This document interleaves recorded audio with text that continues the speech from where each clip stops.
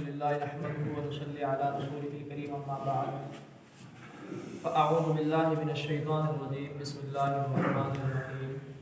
سيقول السفهاء من الناس ما والله عن قبلتهم التي كانوا عليها الآية صدق الله العظيم اللهم صل على محمد النبي الأمي وعلى آله وسلم تسليما كثيرا أما بعد قرآن پاک میں دوسرے پارے کے اندر اللہ تبارک و تعالی نے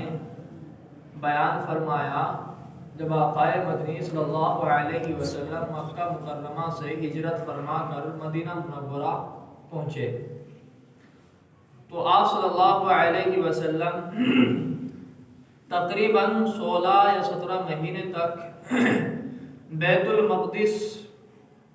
کی طرف رخ کر کے نماز پڑھتے تھے۔ بیت المقدس یعنی مسجد اقصی جو فلسطین کے اندر موجود ہے، یہ پہلا مسلمانوں کا قبلہ تھا اور اس مسجد کو بہت فضیلتیں ہیں۔ اتنی بڑی فضیلت ہے کہ جب اللہ کے نبی صلی اللہ علیہ وسلم معراج پر تشریف لے گئے تو آپ صلی اللہ علیہ وسلم نے تمام انبیاء کی جو امامت فرمائی وہ بیت المقدس کے ہی اندر فرمائی، اور اس کی اور بھی فضیلتیں ہیں، اور یہ فضیلت بھی بہت بڑی ہے، اور اس سے بھی بڑی ایک فضیلت اور بیان کی ہے علماء کرام نے کہ جس وقت دنیا کے اندر حضرت عیسیٰ علیہ السلام تشریف لائیں گے تو حضرت عیسیٰ علیہ السلام کا نزول بھی اسی مسجد کے اوپر ہوگا، اور سب سے پہلی نماز حضرت عیسیٰ علیہ السلام جو ادا کریں گے اس دنیا میں آنے کے بعد تو اسی مسجد میں ادا کریں گے۔ تو بہرحال اللہ کے نبی صلی اللہ علیہ وسلم 16 یا 17 مہینے تک اس کی طرف رخ کر کے نماز پڑھتے تھے، تو اللہ تبارک و تعالی نے حکم فرما دیا کہ آپ بجائے بیت المقدس کے بیت اللہ کی طرف یعنی کعبۃ اللہ خانہ کعبہ کی طرف آپ رخ کر کے نماز ادا کیجئے۔ چنانچہ اللہ کے رسول نے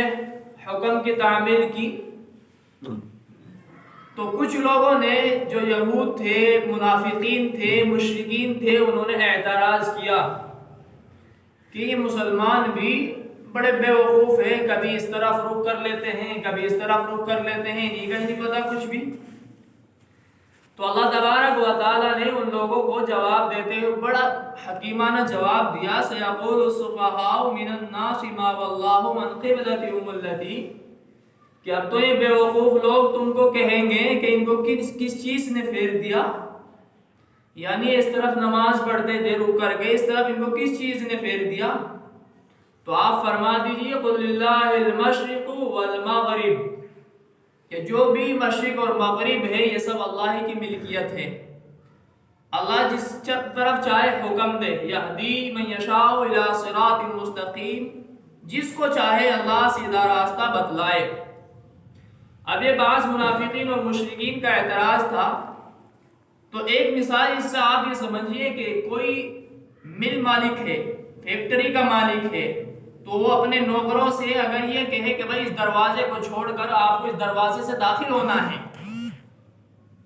تو مزدوروں کو حکم کی تعمیل کرنی چاہیے یا نہیں کرنی چاہیے؟ اور کرنی بھی پڑے گی۔ اسی لیے جو اللہ تبارک و تعالیٰ کا حکم ہے کہ بھائی تم نے اس کی بجائے اس طرف رک کر کے نماز ادا کرنی ہے، تو مسلمانوں کو حکم کی تعمیل کرنی چاہیے۔ اور اس کا کیا جواب ہونا چاہیے کہ اگر مسلمان یہ اعتراض کرے یا کوئی بھی اور کسی کے ذہن میں یہ اعتراض آئے کہ بھائی اگر اللہ تبارک و تعالی ہر جگہ موجود ہے، اگر اس طرف رک کر کے نماز ادا کرتے رہے یا اس طرف پڑھتے رہتے تو کیا حرج تھا؟ اس کا جواب یہ ہے، اور اللہ تبارک و تعالی نے یہ جواب دیا کہ میں جاننا چاہتا ہوں، پرکھنا چاہتا ہوں کہ کون میرے حکم کی تعمیل کرتا ہے،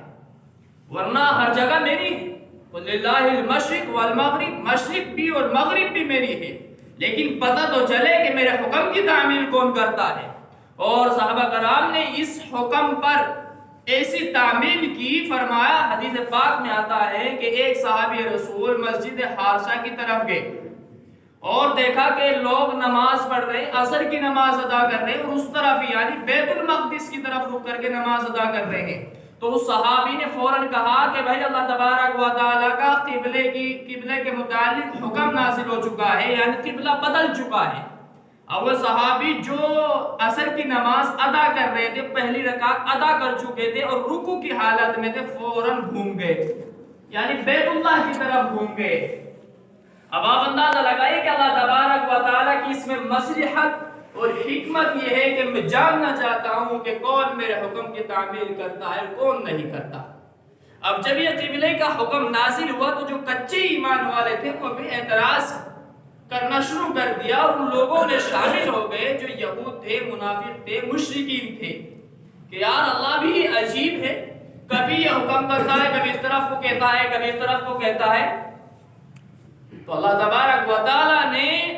اسی لیے پرکھنا چاہتا تھا، اور اللہ تبارک و تعالیٰ اسی لیے جاننا چاہتا تھا کہ کون ہے جو میرے حکم کی تعمیل کرے، ورنہ مشرق اور مغرب میری ہے۔ اور اس میں ایک مصلحت اللہ تبارک و تعالیٰ کی یہ بھی ہے، مسلمانوں کو اللہ تبارک و تعالیٰ نے سمجھایا۔ اب ایک بات ہمارے ذہن میں آتی ہے کہ بھائی اگر اس طرف نماز ادا کر لے اور اللہ تبارک و تعالیٰ مثال کے طور پر حکم دے دیتا کہ کوئی کسی بھی طرف رک کر کے نماز ادا کر لو، نماز ہو جائے گی، تو اس میں مصلحت کیا ہے کہ اللہ تبارک و تعالیٰ نے یہ حکم کیوں دیا کہ بیت اللہ کی طرف رک کرنا ہے تمام مسلمانوں کو؟ تو اس میں مصلحت یہ ہے انما المؤمنون اخوہ، کہ مسلمانوں تم آپس میں بھائی بھائی ہو، اور تمہاری اجتماعیت میں بڑی طاقت ہے، یعنی تمہارے اتحاد میں اور اتفاق میں بڑی طاقت ہے، اور اسی لیے میں نے آپ کو صرف ایک حکم دیا، یعنی بیت اللہ کا، یہ کہ تم بیت اللہ کی طرف نماز ادا کرو میری عبادت میں بھی، تاکہ پتہ چلے کہ مسلم یہ ہوتا ہے۔ کسی شاعر نے کہا کہ ایک ہی صف میں کھڑے ہو گئے محمود و عیاض، نہ کوئی بندہ رہا نہ بندہ نواز۔ اس میں یہ مصلحت ہے کہ آپس میں اتفاق اور اتحاد پیدا کرو۔ اللہ تبارک و تعالیٰ نے تم کو نماز میں بھی حکم دیا کہ ایک ہی طرف رخ کرو،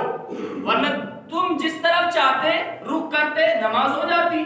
اور اللہ بھی حکم دے دیتا، کیوں؟ قُلِ اللَّهِ الْمَشْرِقُ وَالْمَغْرِبُ، کہ مشرق اور مغرب اللہ کے لیے ہے، یہ زمین سب اللہ کی ملکیت ہے، لیکن اس میں مصلحت سمجھو،